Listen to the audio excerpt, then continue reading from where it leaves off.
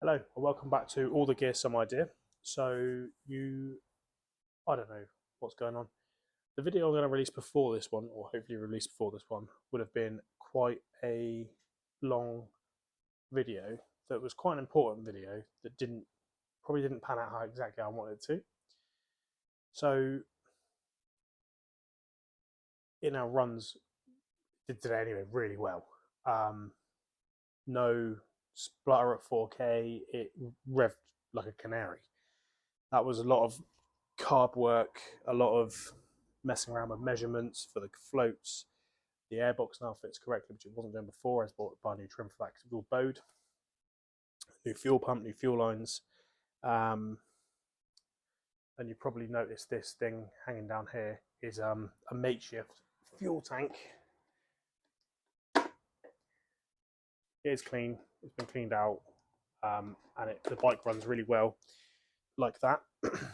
As the fuel tank that's down there has been protected inside for rust. So I've got to wait till tomorrow afternoon before I can refit that, and I'm not taking any chances. So that's how I ran the bike. Obviously, that is very much jerry-rigged, but it does work. So what I'm going to do now is replace this. Nothing important really. When I move the camera down, you'll be able to see why I'm going to be replacing that. The number plate on the one that's fitted sits directly flat. I did order, if I can get it out, this, which is a AliExpress special tail tidy. I thought I could make something good out of this, kind of like I did for the Mondial, but this is it ain't gonna look right. It just won't sit right. So I'm not a massive fan of that. Someone on eBay was breaking one exactly the same. Almost bought the rear trims, although I don't need them. And they offered this to me for £14. So I thought, yeah, because the plate will sit as it's supposed to, and it will look good. We also got with that a new regulator, because they're really common to go on these. So I thought I'll have a spell and they're great. And also a full set of HT leads and coil packs. Obviously they're not new, but they were about a tenner. So if I ever get stuck, I'm all good. So let's get on with the rear hugger. I'll show you in a second what it looks like. Yeah.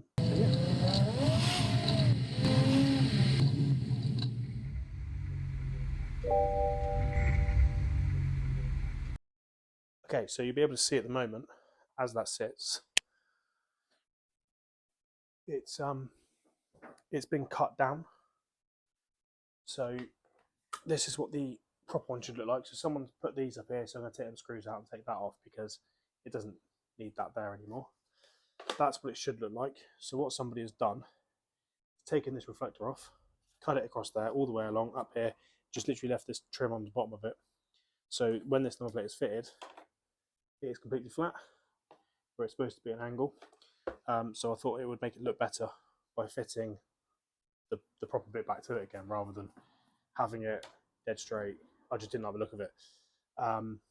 Nothing to say I can't change it in the future, but it just looks silly to me, so that's why I'm changing it. It looks like it's only going to be a couple of bolts to remove, but obviously we'll go through that in a second. We've got to take the side trim off that side, so we'll do that now. Okay, so you've got the other side is obviously already apart. Of course, they're not going to undo. That one's going to come undone.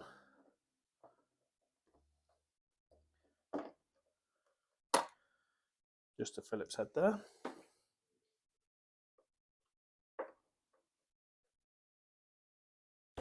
And a little bit of effort into that one.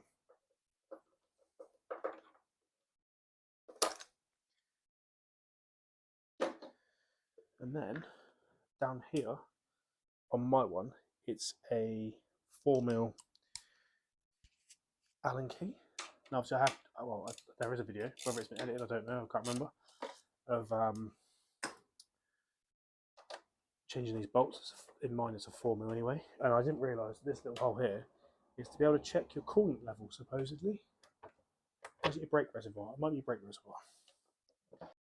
Okay, so the other side is actually broken, which is understandable. So you've got to remove the grab handle.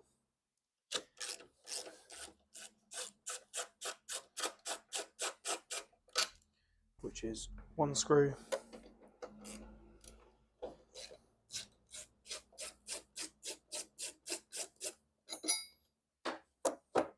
two screws, and then on mine it's a Phillips head. Whether that's correct or not is a question that it probably is, to be fair. It looks right. And that is that off. And then we've just got the indicator connector, which is there. So that's now off. If you ever need to remove it, obviously that's one easy way of doing it, the correct way. Needs to up the coolant level a little bit. So we can do that before we stop. Now, that's not a problem with the bike. That's because I've had the carbs off multiple times and they have coolant running through them, and obviously I've had them on a few times now. So that's just low from that. So we'll top that with some water. Okay, so next, let's get the right size for this. It's probably going to be like a 10mm or something. Something I've not got out yet.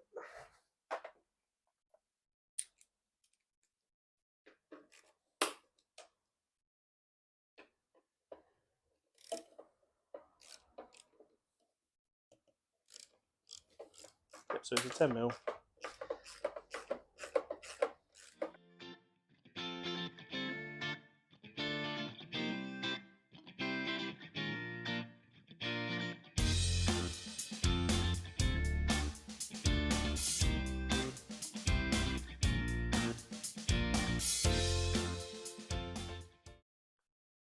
Yeah, we're going to have to put the cap back on this before we top it up, because we need to remove this reservoir to be able to get to the screw underneath.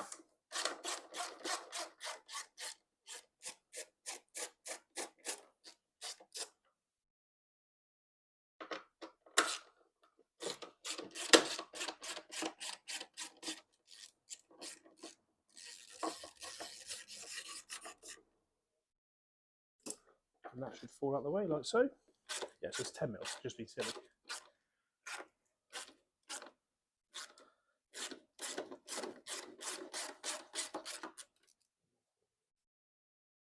Just a bit rusty. Oh, in fact, no, it's not a 10mm. It is a 10mm, but it's a welded square onto a washer. So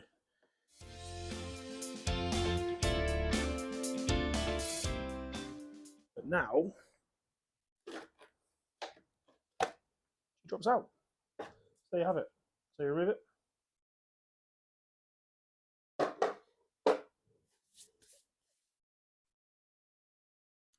Then we've got the new one, or new to me anyway.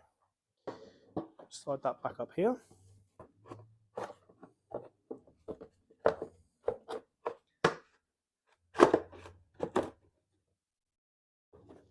And we will grab the bolts for the top first.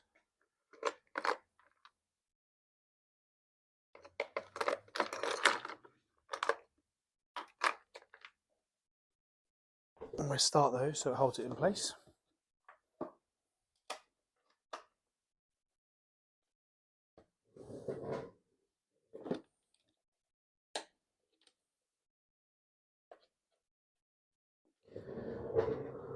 Like so. Obviously, I know you can't really see exactly what I'm doing. I'm just recording myself doing it, but it's the only two screws that are facing downwards. So hopefully you'll be all right doing it. If you ever actually need to do it, you might be watching it for the fun of it, which is thank you very much.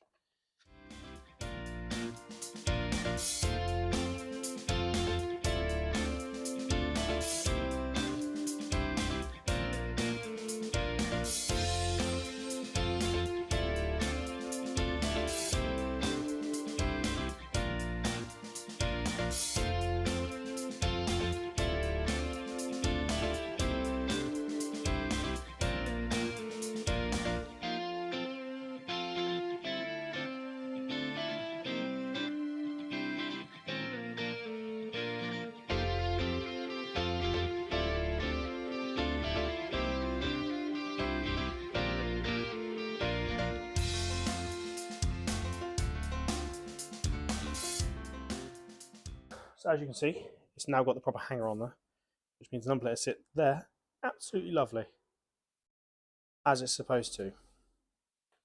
What we need to do also is take the spring off because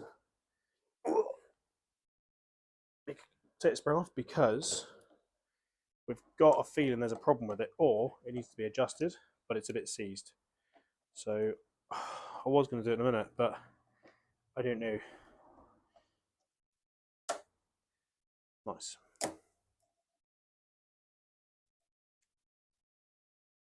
Not sure what actually is meant to go there.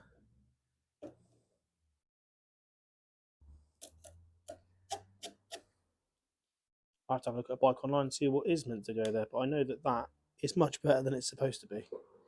Or it was, shall I say. So yeah, just need to find the number plate screws. I might have. Regardless, we all know that's going to be much better. Where it's supposed to sit. If they did a proper tail tidy type thing for it, then I probably would buy it. Okay, so that is the trim replaced. Trim, whatever you want to call it. I don't know what I'm going to name the video because I don't know what the part's called right now. I have to look that up. But personally, I do think it's much better than it was.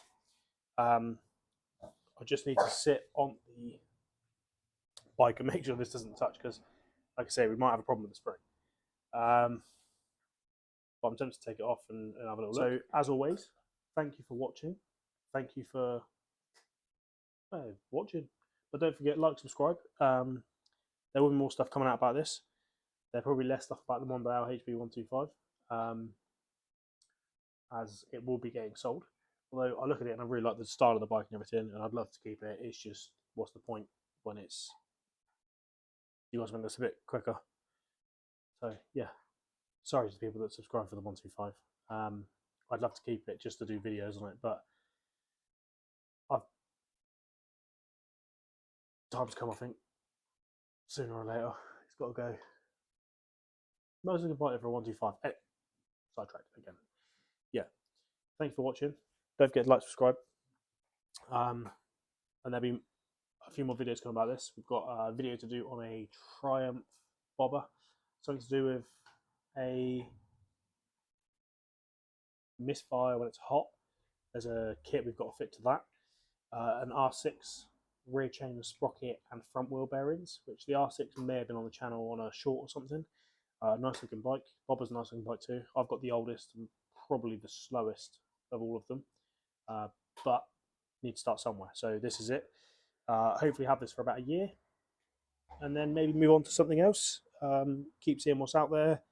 Something else might take my fancy and we'll go from there. Ideally buy something broken, fix it as always. But yeah, see you next time.